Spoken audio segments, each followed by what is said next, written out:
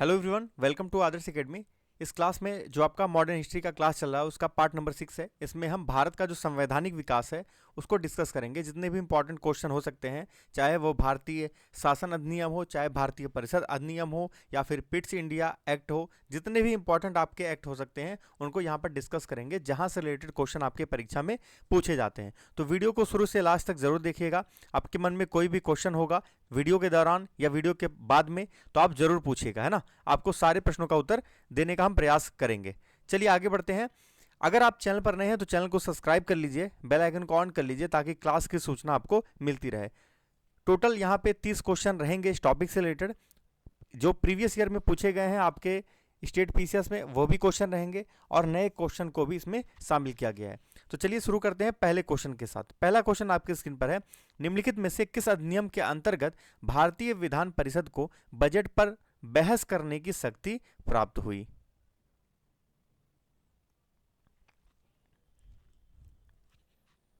यह आपका 1892 का भारतीय परिषद अधिनियम, 1892 का भारतीय परिषद अधिनियम। नेक्स्ट क्वेश्चन, भारतीय संविधान सभा में सदस्यों का चुनाव कैसे हुआ था? संविधान सभा जो थी उसमें सदस्यों का जो चुनाव हुआ था वो किस तरीके से हुआ था?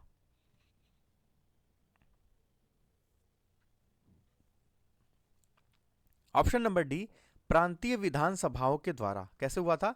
जो प्रांतीय विधानसभा थी उसके द्वारा चुनाव हुआ था। अगला, सूची 1 और सूची 2 दिया गया है। आपको यहां पर कुछ कार्य दिए गए हैं, उनको आप उस अधिनियम के साथ मिलान करिए जिनसे वो जुड़ा हुआ है। नियंत्रण परिषद की स्थापना किससे जुड़ा हुआ है आपको बताना है। सर्वोच्च न्यायालय की स्थापना, उसके बाद इंग्लिश मिशनरियों को भारत में कार्य करने की अनुमति, और चौथा है गवर्नर जनरल की परिषद में कानूनी सदस्य की नियुक्ति। ये किस अधिनियम के साथ चारों मैच कर रहे हैं? आपको मैच करना है। तो यहां पर आपका हो जाएगा, ये जाएगा दूसरे के साथ, पिट्स इंडिया एक्ट 1784 का, है ना। सर्वोच्च न्यायालय की स्थापना हुई थी 1773, ये आपका नियामक अधिनियम था। उसके बाद इंग्लिश मिशनरियों को भारत में कार्य करने की जो अनुमति मिली थी वो चार्टर एक्ट के माध्यम से मिली थी 1813 के। और गवर्नर जनरल की परिषद में कानूनी सदस्य की नियुक्ति ये भी 1833 के चार्टर अधिनियम से हुई थी।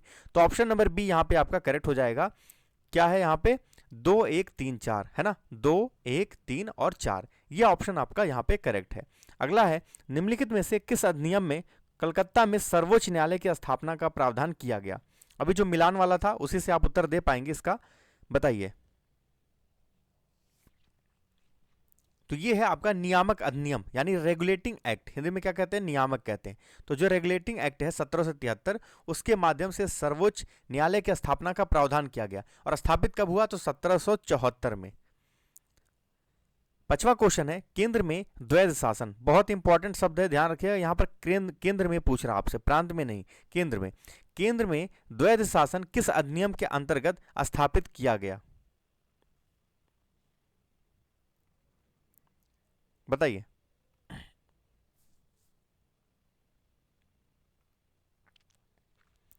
यह आपका 1935 का भारत सरकार अधिनियम, 1935 का भारत सरकार अधिनियम। और यह बहुत इंपॉर्टेंट अधिनियम है जिसके बहुत सारे प्रावधान आपको हमारे संविधान में देखने को मिलते हैं।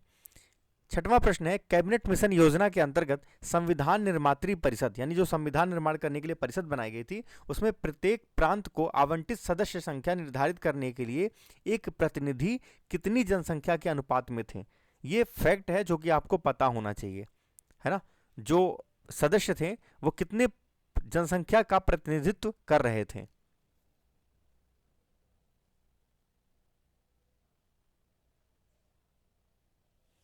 ये आपका उत्तर ऑप्शन नंबर बी, 10 लाख व्यक्ति। 10 लाख व्यक्ति पर एक सदस्य थे जो प्रांत को आवंटित किए गए थे, और ये संविधान निर्माती परिषद में ये व्यक्ति चुनकर गए थे, है ना। तो ये आपको ध्यान रखना है, 10 लाख व्यक्तियों पर एक प्रतिनिधित्व करने वाला व्यक्ति था। सातवां प्रश्न है, एक निर्वाचित संविधान सभा द्वारा सर्वप्रथम भारत के संविधान का निर्माण करने का प्रस्ताव किया गया। तो कौन सा वो अधिनियम है जिसके द्वारा किया गया था?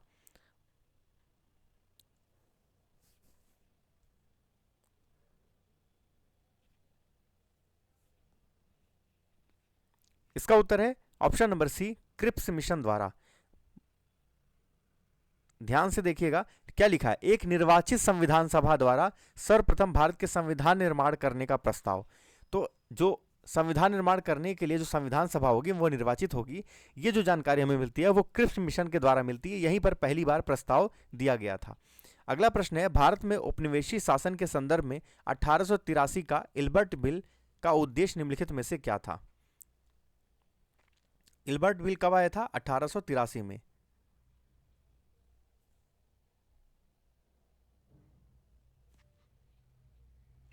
ये आपका ऑप्शन नंबर ए।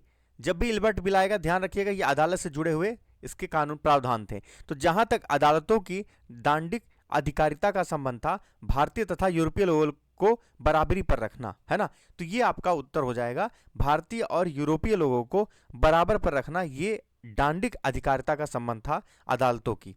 तो ये इल्बर्ट बिल जो है वो इसी से जुड़ा हुआ था, है ना, कोर्ट कचहरी से जुड़ा हुआ आपका बिल था। अगला क्वेश्चन है, राष्ट्रपति के अध्यादेश निर्गत करने की शक्ति कहां से प्रेरित है? राष्ट्रपति जो अध्यादेश जारी करते हैं, निर्गत करते हैं यानी जारी करते हैं, वो शक्ति कहां से आई है, कहां से उसको प्रेरणा मिली है?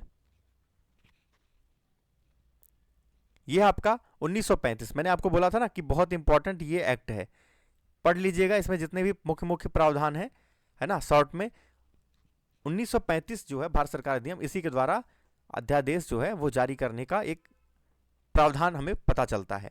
भारतीय विधान पालिका प्रथम बार द्विसदनीय बनाई गई तो किस एक्ट के द्वारा?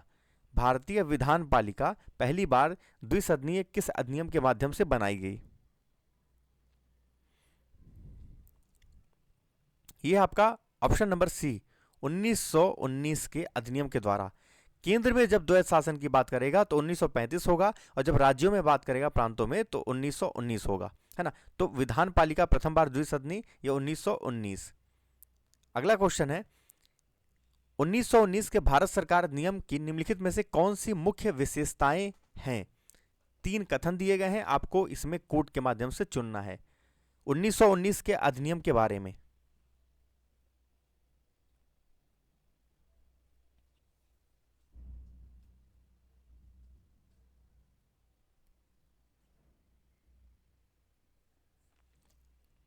यहां पर उत्तर हो जाएगा आपका पहला और तीसरा। पहला और तीसरा यहां पे सही है। देखिए अभी इससे पहले वाला क्वेश्चन वही था, है ना, 1919 से रिलेटेड, केंद्र द्वारा प्रांतों को विधायनी शक्ति का हस्तांतरण किया गया, है ना, तो ये ऑप्शन सही है। और प्रांतों की कार्यकारी सरकार में द्वैध शासन की व्यवस्था, यानी प्रांतों में जो द्वैध शासन है वो 1919 के माध्यम से आ रहा है। लेकिन मुसलमानों के लिए पृथक सांप्रदायिक निर्वाचक मंडलों की व्यवस्था, ये आपका ऑप्शन गलत है, ये 1919 के माध्यम से नहीं था। अगला प्रश्न है, भारत परिषद की समाप्ति किसके द्वारा की गई, यानी किस अधिनियम के द्वारा की गई?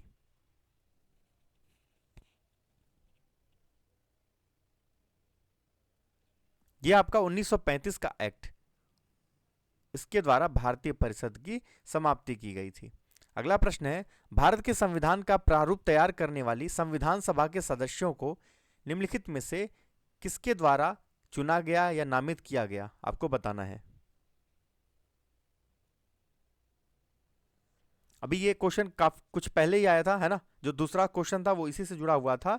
यहां पर उत्तर हो जाएगा विभिन्न प्रांतों की विधानसभाओं द्वारा चुना गया था, और उस प्रश्न में भी यही था, प्रांतीय विधानसभाओं द्वारा, है ना, उसका उत्तर भी यही था। तो ऑप्शन नंबर सी यहां पे हो जाएगा, विभिन्न प्रांतों की विधानसभाओं के द्वारा चुना गया था। नेक्स्ट क्वेश्चन है, किस अधिनियम ने भारतवासियों को अपने देश के प्रशासन में कुछ हिस्सा लेना संभव बनाया था? बताइए। इसका उत्तर है 1833 का चार्टर एक्ट। 1833 का चार्टर एक्ट, इसी के माध्यम से भारतवासियों को अपने देश के प्रशासन में कुछ हिस्सा लेना संभव बनाया था, यानी उनको भी जो परिषद थे या फिर जो विधान सभाएं थी उनमें उनको भाग लेने का अधिकार प्राप्त हो रहा था, है ना। तो ये आपको ध्यान में रखना है, उनको भी यहाँ पे अधिकार प्राप्त हो रहा है इसी एक्ट के माध्यम से, भारत के लोगों को भी। अगला प्रश्न है, स्वतंत्र भारत की संविधान सभा के अध्यक्ष कौन थे? ध्यान रखिएगा, स्वतंत्र भारत की संविधान सभा के बारे में पूछ रहा है। यहां पर उत्तर हो जाएगा डॉक्टर राजेंद्र प्रसाद, है ना, option number B. Next question है, 1946 में निर्मित अंतरिम सरकार में कार्यपालक परिषद के उपसभापति निम्नलिखित में से कौन थे?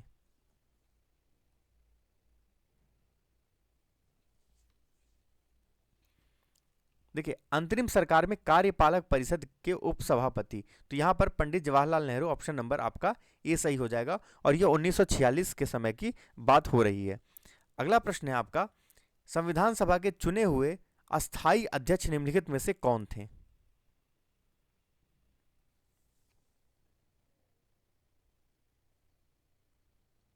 यहां पर भी उत्तर आपका ऑप्शन नंबर सी हो जाएगा, डॉक्टर राजेंद्र प्रसाद। ठीक है, चलिए। अखिल भारतीय महासंघ स्थापित करने का प्रावधान निम्नलिखित में से किस अधिनियम या प्रस्ताव में शामिल था? अखिल भारतीय महासंघ,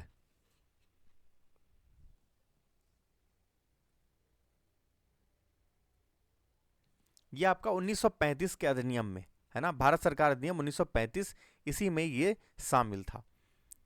नेक्स्ट क्वेश्चन है, भारत की संविधान निर्मात्री सभा के अध्यक्ष कौन थे? इसका भी उत्तर आप दे पाएंगे आसानी से, option number A, doctor Rajendra Prasad.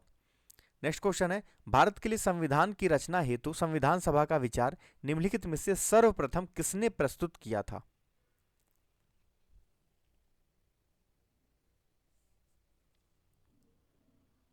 इसका उत्तर है 1934 में स्वराज पार्टी ने, इन्होंने जो है प्रस्तुत किया था संविधान सभा का विचार सबसे पहले भारत के लिए, है ना। अगला प्रश्न है, निम्नलिखित में से कौन कौन से कथन संविधान सभा के विषय में नहीं है?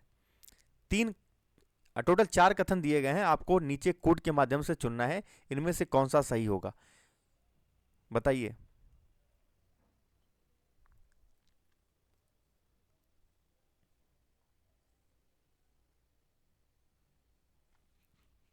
यहां पर उत्तर है ऑप्शन नंबर ए, 1 और 2 ये शामिल नहीं है। यहां पर लिखा है वह वयस्क मताधिकार पर आधारित नहीं थी, ये गलत है। वह प्रत्यक्ष निर्वाचन का परिणाम थी, ये भी गलत है। वह बहुदलीय निकाय थी, ये बात सही है। और उसने अनेक समितियों के माध्यम से कार्य किया, ये भी आपको पता है, बहुत सारी समितियां बनी थी, है ना। ड्राफ्ट कमेटी थी, और भी कमेटी थी, झंडा समिति थी, बहुत सारी समितियां बनाई गई थी। तो ये बातें सही है, लेकिन ये 2 ऑप्शन गलत हैं, इसलिए यहां पर जो उत्तर होगा ऑप्शन नंबर ए हो जाएगा। 1 और 2 गलत है, बाकी 3 और 4 ऑप्शन सही है। 22वां क्वेश्चन है, कथन और कारण दिए गए हैं, आपको पढ़ना है और सही कोड चुनना है। कथन है, वेवेल योजना के अनुसार कार्यकारी परिषद में हिंदू और मुस्लिम सदस्यों की संख्या समान होती थी। कारण है, वेवेल का विचार था कि ऐसी व्यवस्था में से भारत का बंटवारा बच जाता।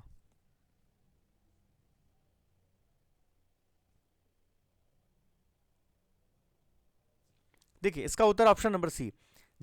एक तो बात ये आप जान लीजिए कि भारत के बंटवारा बचाने का उनका कोई उद्देश्य नहीं था, इसलिए ये ऑप्शन तो अपने आप में ही गलत है। अगर आपको नहीं भी पता उत्तर, तो भी आप इसको गलत कर सकते हैं। तो अगर कारण गलत हो गया, तो बाकी बचा आपका कथन। कथन को ध्यान से पढ़ लीजिए, विभिन्न योजना के अनुसार कार्यकारी परिषद में हिंदू और मुस्लिम सदस्यों की संख्या समान होती थी, ये बात आपकी सही है। तो यहां पर कथन सही है, लेकिन कारण गलत है ना, ये आपको ध्यान में रखना है। अगर ऐसा नहीं होता तो यहां पर ये सदस्यों की संख्या अलग अलग रखने की, समान रखने की क्यों बात की जाती है ना, ये आपको ध्यान में रखना है। अगला प्रश्न है, भारतीय संविधान सभा की स्थापना निम्नलिखित में से कब की गई?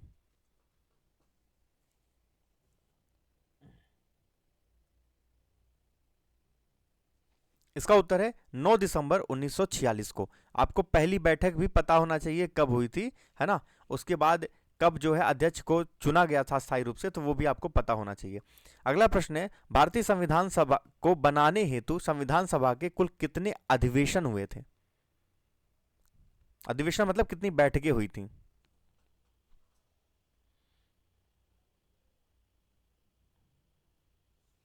यहां पर उत्तर है ऑप्शन नंबर सी, टोटल 12 बैठकें हुई थी संविधान को बनाने के लिए, भारतीय संविधान को। अगला प्रश्न है, संविधान सभा में वयस्क मताधिकार को 15 वर्ष के लिए स्थगित करने की बात निम्नलिखित में से किसने कही थी?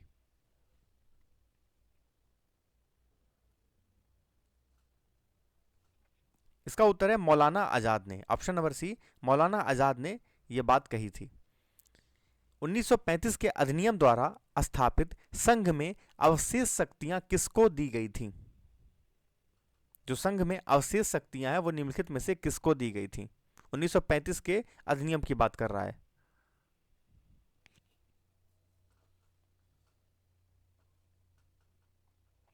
इसका उत्तर है गवर्नर जनरल को, क्योंकि उस समय ब्रिटिश थे, है ना, अंग्रेज थे, तो वो उन्हीं के पास रखने की बात की गई थी अवशेष शक्तियां, तो गवर्नर जनरल को, है ना। चलिए अगला प्रश्न है, निम्नलिखित में से संविधान सभा की संघ संविधान समिति का अध्यक्ष कौन था। यहां पर संघ संविधान समिति, मैंने आपको बताया ना बहुत सारी समितियां थी, जो कि आपका कुछ देर पहले प्रश्न भी आया था 21वां, उसी से जुड़ा हुआ है। तो यहां पर आपको पूछ रहा है कि संघ संविधान समिति का निम्नलिखित में से अध्यक्ष कौन था। तो इस प्रश्न का जो सही उत्तर है वो है आपका जवाहरलाल नेहरू। जब भी संघ की बात आएगी तो संघ से जुड़ा हुआ जितना भी कोई समिति था उसमें ये तो रहेंगे ही रहेंगे, और उसके अगर अध्यक्ष पूछेगा तो वहां पर भी आपका उत्तर यही सही हो जाएगा। तो 27वें प्रश्न का उत्तर क्या है, option number C, Jawaharlal Nehru. 1935 के अधिनियम के तहत कराए गए विधानसभा चुनाव में से किस राज्य में कांग्रेस ने पूर्ण बहुमत प्राप्त नहीं किया, बताइए।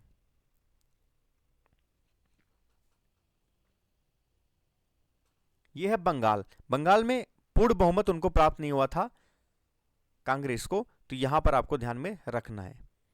अगला प्रश्न है, किस कानून के तहत वायसराय को अपने कार्यकारिणी के सदस्यों की संख्या में वृद्धि करने का अधिकार दिया गया। कौन से वर्ष का वो कानून था जिससे वायसराय आपको अपनी जो उनकी कार्यकारिणी सदस्यों की संख्या थी उसमें वृद्धि किया गया, है ना, वो अधिकार उनको प्राप्त हुआ।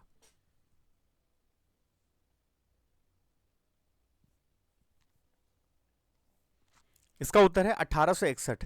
1861 के कानून के अंतर्गत ये उनको अधिकार प्राप्त हुआ। लास्ट क्वेश्चन है, निम्नलिखित में से कौन सा एक भारत शासन अधिनियम 1935 में स्वीकार किया हुआ महत्वपूर्ण और अस्थायी अवयव नहीं है। यानी भारत सरकार अधिनियम 1935 में ये बातें शामिल नहीं है, है ना, उसका एक अस्थायी अवयव या महत्वपूर्ण भाग नहीं है। देश के लिए लिखित संविधान, ये आपको ध्यान में रखना है, ये अस्थायी अवयव नहीं है 1935 के अधिनियम के माध्यम से, है ना। बाकी सभी था एक संघ योजना पर विचार, ये आपको पता है कि संघ के बारे में जो जानकारी हमें मिल रही है वो इसी अधिनियम के माध्यम से भी मिल रही है। उसके बाद विधान मंडल के लिए सरकारी सदस्यों का जो नॉमिनेशन करना था, उनको नॉमिनेट करना था, वो भी जानकारी यहाँ पर है। और विधानमंडल के लिए निर्वाचित एवं जवाबदेह प्रतिनिधि, ये भी यहाँ पर है। लेकिन लिखित संविधान की चर्चा यहाँ पर ऐसा कुछ नहीं है, कोई भी अस्थायी अवयव उसका नहीं था, कोई भाग नहीं था। तो यहाँ पर टोटल 30 प्रश्न थे। आपको कमेंट बॉक्स में कमेंट करके बताना है कि कितने प्रश्न आपके सही हुए। पीडीएफ जो है क्लास का आपको मिल जाएगा टेलीग्राम ग्रुप पे, लिंक डिस्क्रिप्शन बॉक्स में दिया गया है। आप हमें फेसबुक, ट्विटर, इंस्टाग्राम पे फॉलो कर सकते हैं। चैनल पर नए हैं, चैनल को सब्सक्राइब कर लीजिए, बेल आइकन को ऑन कर लीजिए ताकि क्लास की सूचना आपको समय समय पर मिलती रहे। चलिए मिलते हैं नेक्स्ट क्लास में, नेक्स्ट वीडियो में। तब तक के लिए जय हिंद, वंदे मातरम।